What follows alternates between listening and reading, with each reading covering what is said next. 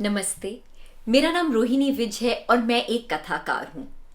कहानियाँ बहुत शक्तिशाली होती हैं और उनका शिक्षा में होना बहुत महत्वपूर्ण है।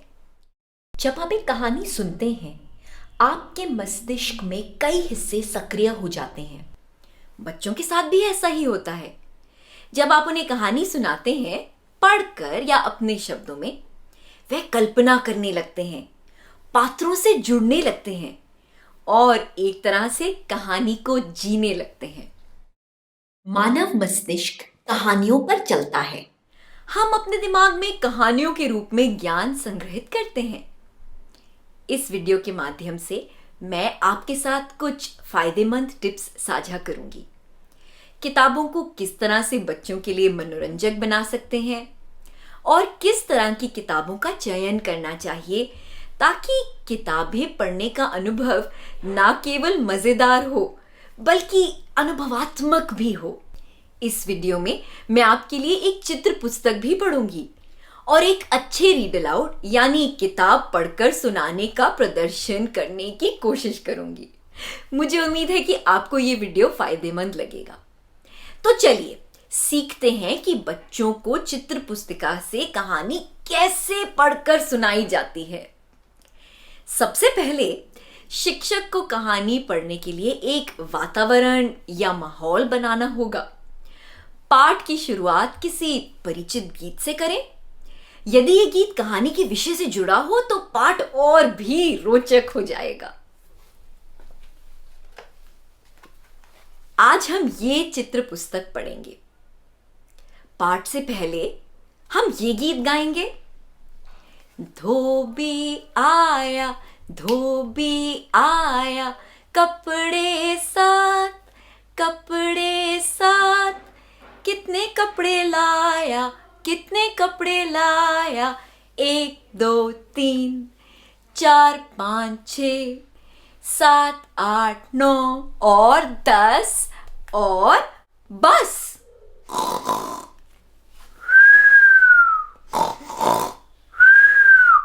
क्या आपको खराटू की आवाज सुनाई दे रही है?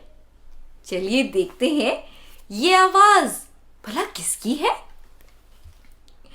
किताब को इस तरह पकड़ें और बच्चों को दिखाएं। उन्हें कवर पेज पर दिए गए चित्रों को इंगित करें। कहानी के शीर्षक को शुरुआत में और अंत में बताना महत्वपूर्ण है। और हाँ, कहानी शुरू करने से पहले हमेशा उन्हें लेखक, चित्रकार और प्रकाशक का नाम बताएं। कहानी पढ़ने से पहले कहानी पर चर्चा करना महत्वपूर्ण है और कहानी सुनाने से पहले बच्चों को कहानी के पात्रों से परिचित करना जरूरी है। चलिए देखते हैं कैसे। नमस्ते बच्चों, आज हम इस किताब से एक कहानी पढ़ेंगे। इस किताब का शीर्षक है भीमा गधा और इसकी लेखिका है किरण कस्तूरिया। किताब में जो चित्र बने हैं उन्हें बनाया है श्वेता मोहपात्रा ने और किताब को प्रकाशित किया है प्रथम बुक्स ने। तो बच्चों, आपको क्या लगता है कि इस कहानी में क्या होगा?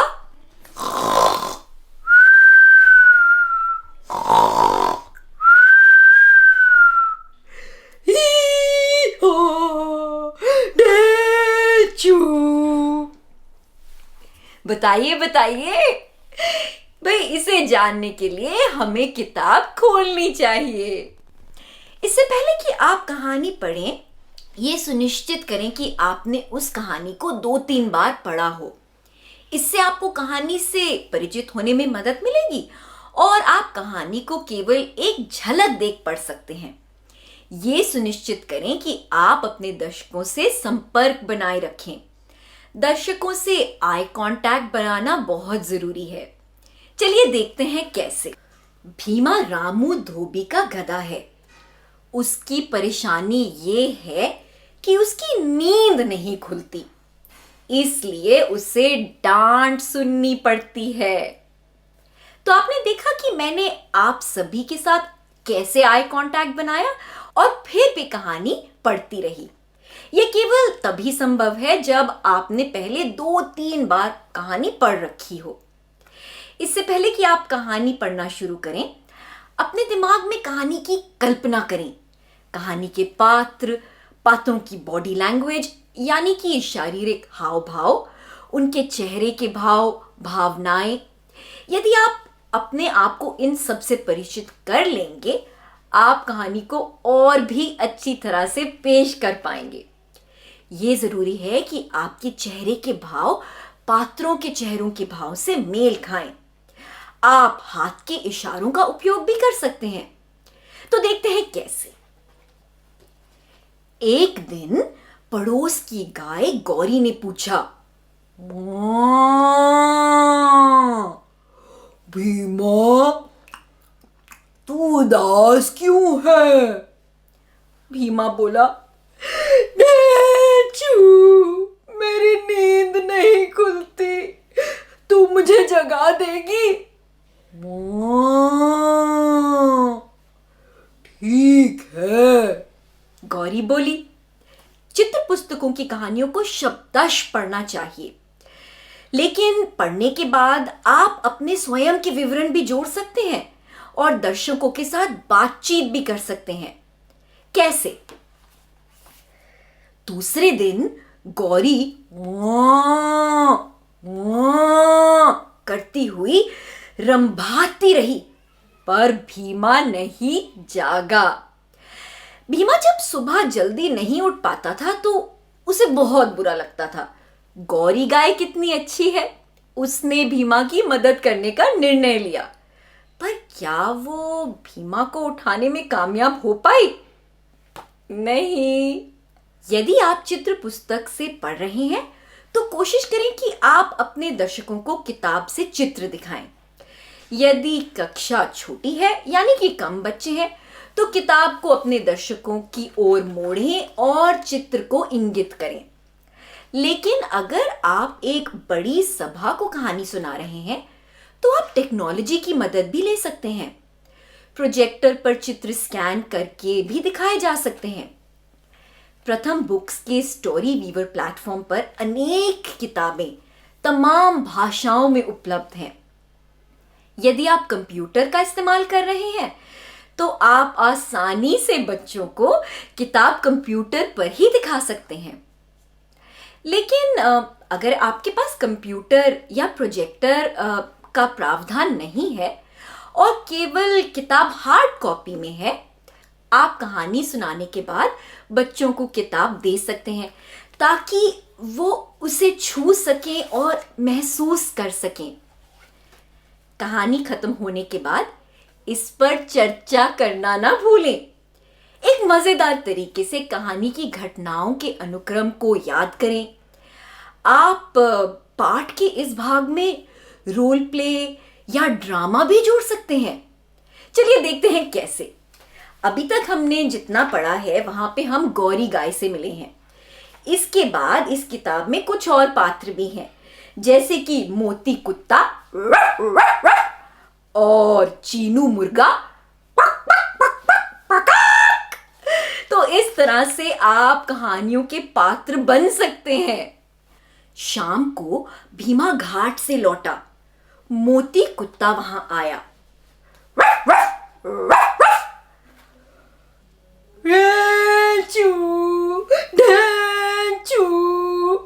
मोती, मेरी नींद नहीं खुलती, तू मुझे जगा देगा?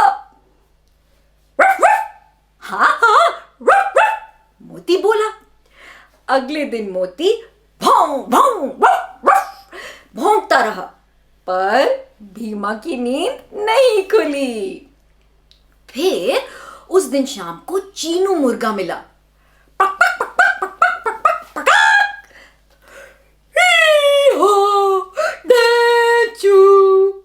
चीनू, तू तो मुर्गा है, सबको जगाता है, मुझे भी सुबह जगा देगा। ठीक है, चीनू बोला। अगले दिन चीनू कुकड़ू कुड़ू कुकड़ू कुड़ू। कैसे? चलिए मेरे साथ करिए। वांग टांग देता रहा पर भीमा नहीं जगा। शाम को भीमा ने कालू कौवे को kaa kaa करते देखा। भैया कौवे, तुम मुझे सुबह जगा दोगे? kaa kaa, हाँ हाँ जरूर, कालू बोला। अगले दिन कालू kaa kaa करता रहा पर भीमा नहीं जगा। अब तो भीमा निराश हो गया। अगले दिन सुबह सुबह एक मक्खी उसके नाक में जा बैठी। अगर एक मक्खी आपके नाक पर बैठेगी या नाक के अंदर चली जाएगी तो क्या होगा? चलिए बच्चों मेरे साथ करते हैं। चलिए, ये है मक्खी और ये गई मेरे नाक में।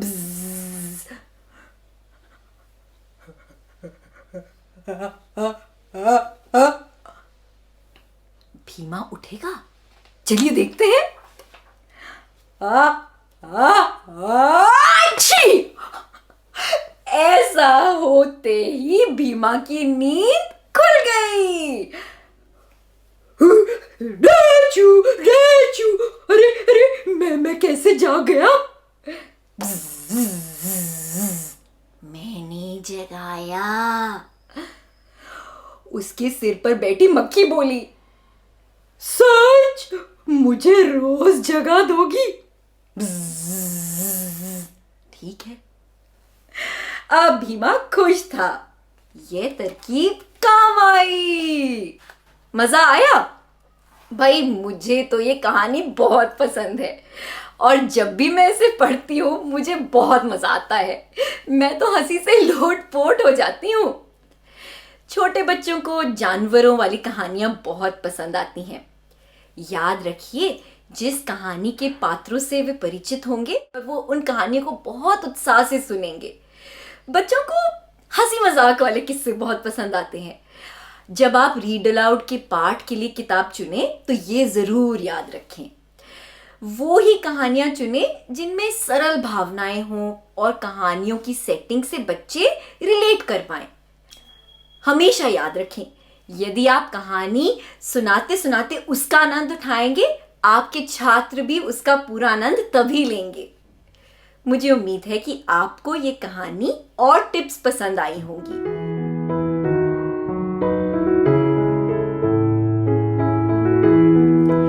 सबसे पहले शिक्षक को कहानी पढ़ने के लिए एक वातावरण या माहौल बनाना होगा। पाठ की शुरुआत किसी परिचित गीत से करें। किताब को इस तरह पकड़ें और बच्चों को दिखाएं। उन्हें कवर पेज पर दिए गए चित्रों को इंगित करें। कहानी के शीर्षक को शुरुआत में और अंत में बताना महत्वपूर्ण है। और हाँ, कहानी शुरू करने से पहले हमेशा उन्हें लेखक, चित्रकार और प्रकाशक का नाम बताएं। यदि आप चित्र पुस्तक से पढ़ रहे हैं तो कोशिश करें कि आप अपने दर्शकों को किताब से चित्र दिखाएं। यदि कक्षा छोटी है यानी कि कम बच्चे हैं तो किताब को अपने दर्शकों की ओर मोड़ें और चित्र को इंगित करें। लेकिन अगर आप एक बड़ी सभा को कहानी सुना रहे हैं तो आप टेक्नोलॉजी की मदद भी ले सकते हैं। इससे पहले कि आप कहानी पढ़ें, ये सुनिश्चित करें कि आपने उस कहानी को 2-3 बार पढ़ा हो। इससे आपको कहानी से परिचित होने में मदद मिलेगी और आप कहानी को केवल एक झलक देख पढ़ सकते हैं। चित्र पुस्तकों की कहानियों को शब्दश पढ़ना चाहिए, लेकिन पढ़ने के बाद आप अपने स्वयं के विवरण भी जोड़ सकते हैं और दर्शकों के साथ बातचीत भी कर सकते हैं। इससे पहले कि आप कहानी पढ़ना शुरू करें, अपने दिमाग में कहानी की कल्पना करें। कहानी के पात्रों की बॉडी लैंग्वेज यानी कि शारीरिक हाव भाव, उनके चेहरे के भाव, भावनाएं। यदि आप अपने आप को इन सब से परिचित कर लेंगे, आप कहानी को और भी अच्छी तरह से पेश कर पाएंगे। Happy story telling and happy story reading. नमस्ते और धन्यवाद।